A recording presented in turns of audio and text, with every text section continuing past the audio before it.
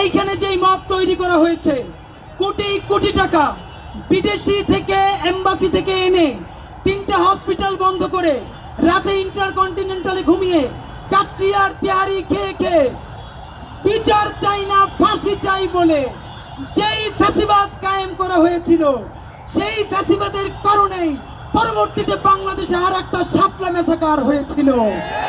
ভাইরা আমার, বাংলাদেশে ট্যাগিং কালচার কারা শুরু করেছে? এই শাহবাগ মানুষকে শিখিয়েছে যদি কেউ জামাত হয় তাহলে তারে গুম করতে, খুন করতে, ধর্ষণ করতে কোনো বাধা নাই। শিবির যদি পরিচয় হয় তাহলে তার নখ উপড়ে ফেলে ছাদ থেকে ফেলে দিতে কোনো সমস্যা নাই। এই ট্যাগিং করতে করতে পরবর্তীতে তারা জামাত ছেড়ে বিএনপিকে ধরেছে। আমরা আজকে স্মরণ করছি বাংলাদেশের বেগম জিয়া, যিনি সবার আগে সমস্ত সুশীলতার বুকে লাথি মেরে থুথু মেরে বলেছিলেন এইটা নাস্তিকদের মঞ্চ। তিনি বলেছিলেন এই নাস্তিকদের বিচারের দাবিতে আমাদেরকে আরো একটা দেশপ্রেমিক মঞ্চ করতে হবে। অত্যন্ত কষ্ট নিয়ে বলতে হয়, বেগম জিয়ার বিএনপি আজকে আমরা খুঁজে পাই না। হুম্মাম কাদের ভাই কোথায়? হুম্মাম কাদের ভাই যখন আত্মপরিচয়ের কোনো গ্লানি ছাড়া, তিনি সালাউদ্দিন কাদের চৌধুরীর সন্তান, তিনি শহীদের সন্তান, তিনি যখন বললেন আমি আমার বাবার মতো, আমার বাবার স্লোগান আপনাদেরকে আর একবার শুনাই দিতে চাই, তিনি বললেন নারায়ে তাকবীর, নারায়ে তাকবীর।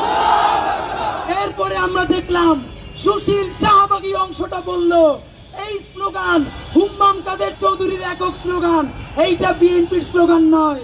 আমরা বিএনপির সেই ভাইদেরকে জানিয়ে দিতে চাই, নারায়ে তাকবীর নিয়ে যদি তোমাদের এত গ্লানি থাকে, আপামর জনসাধারণকে বাদ দিয়েই তাহলে তোমরা রাজনীতি করো। কারণ এই স্লোগান শুধু হুজুরদের স্লোগান না। কিছুদিন আগেও বাংলাদেশের উপরে ভারত যখন আক্রমণ করেছে, আপনারা দেখেছেন কৃষকেরা হাতে লাঠি নিয়ে ভারতের দিকে দৌড়ে যাচ্ছিল আর বলছিল নারায়ে তাকবীর। সুতরাং আমরা বলতে চাই, যার খুশি নারায়ে তাকবীর বলবে, যার খুশি মাহফিল করবে, কনসার্ট করবে, যাত্রা করবে, কাউকে বাধা দেয়া যাবে না। সুতরাং শহীদ সালাউদ্দিন কাদের চৌধুরীর জন্মদিনে তার সন্তানের সামনে দাঁড়িয়ে আপনাদের সাথে কথা বলতে পারা আমাদের জন্য অত্যন্ত গর্বের। হুম্মাম কাদের চৌধুরী ভাইয়ের মাধ্যমে জানাতে চাই, ইনশাআল্লাহ সবাইও যদি পিছু হতে চায়, যাই শাহবাগ বাংলাদেশে ফ্যাসিবাদ কায়েম করেছে তাদের বিচারের দাবি নিয়ে ইনকিলাব মঞ্চের ভাই বোনেরা রাজপথে ছিল, আছে, থাকবে ইনশাআল্লাহ। বাংলাদেশ জিন্দাবাদ, ইনকিলাব জিন্দাবাদ। ধন্যবাদ। 24-এর স্বাধীনতাকে রক্ষা করার জন্য বুক চেতিয়ে লড়াই করা ইনকিলাব মঞ্চের মুখপাত্র জনাব শরীফ ওসমান হাদিকে। প্রিয় উপস্থিতি, আপনারা জানেন খুনি ফ্যাসিস্ট হাসিনার ক্যাঙ্গারু কোর্টের মাধ্যমে আমাদের 13 সালে এই যে শাহবাগ চত্বরের মাধ্যমে গণজাগরণ মঞ্চের মাধ্যমে যেভাবে ফাঁসির একটা মব তৈরি করা হয়েছিল, বাংলাদেশের যারা স্বাধীনতার পক্ষে বুক চেতিয়ে লড়াই করত সেই সকল সাহসী যোদ্ধাদেরকে যারা ক্যাঙ্গারু কোর্টের মাধ্যমে ফাঁসি দিয়েছে, সেই খুনি হাসিনা সহ তার দোষরদেরকে আমরা বর্তমান অন্তর্বর্তী সরকারের মাধ্যমে দাবি জানাতে চাই, দ্রুত তাদেরকে গ্রেপ্তার করে আইনের আওতায় এনে তাদের বিচারের ব্যবস্থা করুন। প্রিয় উপস্থিতি, এই পর্যায়ে বক্তব্য নিয়ে আসবে 24-এর স্বাধীনতার পর অন্যতম রাজনৈতিক দল জাতীয় বিপ্লবী পরিষদের রাজনৈতিক প্রধান জনাব আনিসুর রহমান। জনাব আনিসুর রহমানকে তার সংক্ষিপ্ত বক্তব্য পেশ করার জন্য অনুরোধ করছি। আলহামদুলিল্লাহ রাব্বিল আলামিন ওয়াসসালাতু ওয়াসসালামু আলা সাইয়্যিদিল মুরসালিন ওয়া আলিহি ওয়া আসহাবিহি আজমাইন।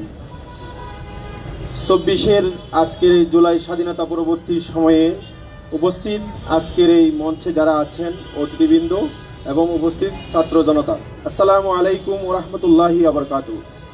আপনারা জানেন গত 13ই ফেব্রুয়ারি থেকে আমাদের রাজু ভাস্কর্যে বাংলাদেশ আওয়ামী লীগ নামক যে ফেসিবাদী একটা রাজনৈতিক দল ছিল এবং তাদের যে 214 দল, তাদেরকে নিষিদ্ধের দাবিতে আজকে আমরা 29 দিন পর্যন্ত এখানে অবস্থান নিয়েছি এবং এখনো অবস্থানে আছি। অর্থাৎ বাংলাদেশে যতদিন পর্যন্ত এই ফেসিবাদী আওয়ামী লীগ রাজনীতি নিষিদ্ধ না হবে ততদিন পর্যন্ত আমাদের এই অবস্থান চলবে। এবং ইনকিলাব মঞ্চের সাথে আমরা গতকালকে এখানে জয়েন করেছি।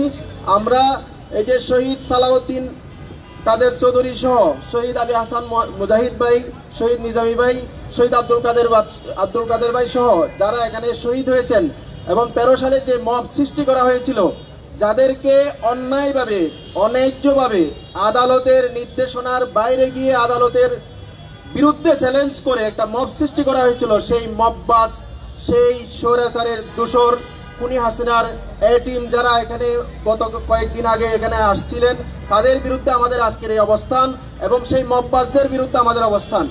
আমরা এই আওয়ামী লীগকে এই বাংলাদেশের রাজনীতিতে আর দেখতে চাই না এবং আওয়ামী লীগের সাথে যারা 14 দল এবং তাদের যে দোসর যারা আছে জাতীয় পার্টি, তাদেরকেও কিন্তু আমরা এই রাজনীতিতে আর দেখতে চাই না। বাংলাদেশের 24 পরবর্তী রাজনীতি হবে হচ্ছে সত্যিকার অর্থে বাংলাদেশপন্থী, বাংলাদেশের দেশের স্বাধীনতা সার্বভৌমত্ব রক্ষা করার জন্য যারা বাংলাদেশের রাজনীতি করবে তাদের জন্য। ইন্ডিয়ার ভাড়ায় পরিচালিত কোনো রাজনৈতিক দল বাংলাদেশে আমরা রাজনীতি করতে দেব না ইনশাআল্লাহ। সুতরাং আপনারা সবাই আমাদের সাথে থাকবেন এবং আওয়ামী লীগ নিষিদ্ধের দাবিতে এবং ফেসিবাদের দোসরদের সকল আর্থিক প্রতিষ্ঠানগুলো রাষ্ট্রীয় কোষাগারে আমরা আনার জন্য সরকারকে আহ্বান জানাচ্ছি। পাশাপাশি আমাদের যতগুলো সুশীল সমাজ, সাংস্কৃতিক গোষ্ঠী যারা হচ্ছে আওয়ামী লীগের এটিম হিসাবে কাজ করছে, তাদের বিরুদ্ধে হচ্ছে আমাদের অবস্থান। তাদের সকল কার্যক্রমকে নিষিদ্ধ করতে হবে। অর্থাৎ আওয়ামী লীগ, সাংস্কৃতিক গোষ্ঠী, অর্থনৈতিক প্রতিষ্ঠান, আওয়ামী লীগের দোসর যেগুলো আছে সবগুলোকে নিষিদ্ধ করতে হবে। আপনারা সবাই আমাদের সেই আন্দোলনে থাকবেন এবং আমাদের অবস্থান চলমান থাকবে। আওয়ামী লীগ নিষিদ্ধ না হওয়া পর্যন্ত আমাদের এই অবস্থান থাকবে ইনশাআল্লাহ। আপনারা সবাই আমাদের সাথে থাকবেন।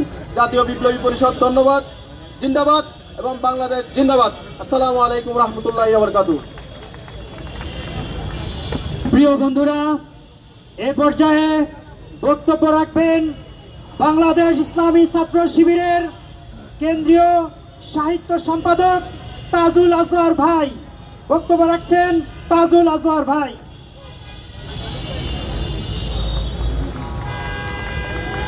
বিসমিল্লাহির রহমানির রহিম। প্রিয় ভাইরা, আপনারা জানেন 2013 সালের তথাকথিত সেই গণজাগরণ মঞ্চ কারা তৈরি করেছিল? আমরা প্রণব মুখার্জির বই পড়েছিলাম। সেই গণজাগরণ মঞ্চ তৈরি হয়েছিল ভারতের প্রেসক্রিপশনে। তার উদ্দেশ্য ছিল এই দেশে ভারতীয় আধিপত্যবাদ বিরোধী ইসলামী রাজনৈতিক শক্তিকে চিরতরে ধ্বংস করে দেয়া। প্রথমে জামাতে ইসলামী, তারপরে অন্যান্য ইসলামী দল এবং বাংলাদেশ জাতীয়তাবাদী দলের জনপ্রিয় ভারতীয় আগ্রাসন বিরোধী শক্তিগুলোকে ধ্বংস করে দেওয়া হয়েছে। কাউকে ক্যাঙ্গারু ট্রাইব্যুনালের মাধ্যমে ধ্বংস করা হয়েছে, যাদেরকে ট্রাইব্যুনালের মাধ্যমে ধ্বংস করতে পারে নাই তাদেরকে গুম করা হয়েছে, খুন করা হয়েছে। প্রিয় ভাইরা, বলতে দুঃখ লাগে, কষ্ট লাগে। 5 আগস্টের পরে এই শাহবাগী শক্তি নতুন করে আবারও মাথাচাড়া দিচ্ছে। আমরা দেখতে পাচ্ছি রাষ্ট্রীয় বিভিন্ন উপদেষ্টা এবং বিভিন্ন রাজনৈতিক দল তাদের পুনর্বাসনে মেতে উঠেছে। আমরা দেখেছি যারা শেখ হাসিনাকে তৈরি করেছে, শেখ হাসিনার মতো ফ্যাসিবাদী শক্তিকে তৈরি করেছে, 17 বছর এই বাংলাদেশকে কারাগার বানিয়েছে, সেই ফ্যাসিবাদী শাহবাগী শক্তিকে আবারও তোষণের রাজনীতির পথ বেছে নিয়েছে। আমাদের বিভিন্ন উপদেষ্টা মহোদয় তাদেরকে কমরেড বলে সম্বোধন করে। আমরা বলতে চাই, সতর্ক করে বলতে চাই, আমাদের রক্ত নিয়ে হোলি খেলে যারা এই দেশের তৌহিদি জনতাকে, এই দেশের মানুষকে হত্যা করে শাহবাগ কায়েম করেছিল, তাদেরকে পুনর্বাসনের কোনো ষড়যন্ত্র এ দেশের মানুষ মেনে নেবে না। তাদের পুনর্বাসনের ষড়যন্ত্র যদি কেউ করে, তাদের অবশ্যই আমরা চাইব উপদেষ্টা পরিষদ থেকে যেন পদত্যাগ করা হয়। এবং আমরা জানি সেই কুখ্যাত লাকি আক্তার আবারও 15 তারিখে এখান থেকে মিছিলের ঘোষণা দিয়েছে। আমরা আওয়ামী লীগ পেজগুলো থেকে দেখতে পাচ্ছি আওয়ামী লীগের বিভিন্ন পর্যায়ের নেতাকর্মীদের সেই মিছিলে সামিল হওয়ার জন্য বলা হচ্ছে। আবারও যদি শাহবাগ কায়েম করার কোনো চেষ্টা করা হয়, ইউনূস সরকারকে, বিপ্লবের মাধ্যমে প্রতিষ্ঠিত এই সরকারকে উৎখাতের যদি কোনো ষড়যন্ত্র করা হয়, বিপ্লবী জনতা এই ষড়যন্ত্রকে আবারও রক্তের মাধ্যমেই রুখে দেবে ইনশাআল্লাহ। নারা তাকবীর, ইনকিলাব। আসসালামু আলাইকুম।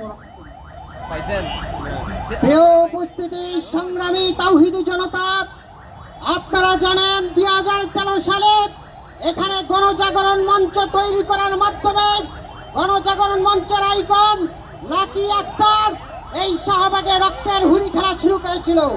সে যদি আবারও দুঃসাহস দেখায়, আমরা আপামর জনতা তার জিভ টেনে ছিঁড়ে ফেলবো। আপনারা রাজি আছেন কিনা বলুন?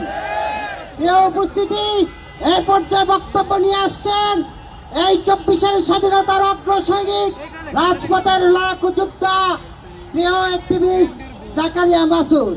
জাকিরা মাসুদকে তার বক্তব্য নিয়ে আসার জন্য বিনীত অনুরোধ করছি। আসসালামু আলাইকুম।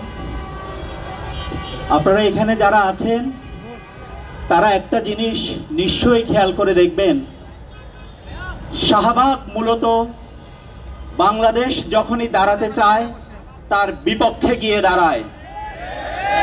কেন? শাহবাগ তাহলে কাদের পক্ষে দাঁড়ায়? বাংলাদেশের পক্ষে শাহবাগ কখনো দাঁড়ায় নাই। শাহবাগ 5 আগস্ট পরবর্তী বাংলাদেশ যখন আত্মমর্যাদার সাথে একটা নতুন স্বপ্ন নিয়ে, একটা নতুন রাষ্ট্র গঠনের আকাঙ্ক্ষা নিয়ে সামনের দিকে তীব্র বেগে এগিয়ে যাচ্ছে, আবার বাংলাদেশের বিরুদ্ধে এসে দাঁড়াচ্ছে শাহবাগ। লাকি আক্তার একা নয়, পুরো শাহবাগ, পুরো সেকুলার এস্টাবলিশমেন্ট লাকি আক্তারের পেছনে আছে। আপনি যখন দাঁড়াবেন তখন মব, আর লাকি আক্তার বিবেক হয়ে আসে। তারা হচ্ছে বিবেক। আপনার যখন ভয়েস উঠে সেটা ফেসিস্ট ভয়েস, সেটা অনিজ্য, কারণ আপনি ইসলামের নামে, আপনার নিজের আইডেন্টিটির নামে বাঁচতে চান। শাহবাগ সেটা মুছে দিতে চায়। আপনারা কি সেটা হতে দেবেন? তারা শাহবাগ শাপলার বাইনারির কথা বলে, অ্যাবসলিউটলি এটা একটা ধোঁকা। শাপলা হচ্ছে ইনসাফের পক্ষে, শাহবাগ হচ্ছে ইনসাফকে ধ্বংস করে দেওয়ার আন্দোলন। আপনাদেরকে এই ফাঁকি যাতে দিতে না পারে কোন রাষ্ট্র ক্ষমতা, কোন বিপ্লবী, কারো এইসব আইডিয়াকে আপনারা পাত্তা দেবেন না। আপনাদের স্বাধীনতা, বাংলাদেশের স্বাধীনতা, বাংলাদেশের আত্মমর্যাদা আপনাদের নিজেদের হাতে রাখবেন। কাউকে ক্ষমতায় রাখার জন্য, কাউকে ফ্ল্যাগ হাতে তুলে ইচ্ছা মতো কথা বলার জন্য বাংলাদেশের জনগণের মতামতকে ধূলিসাৎ করে দেওয়ার জন্য আপনারা দেবেন না। এটাই আমার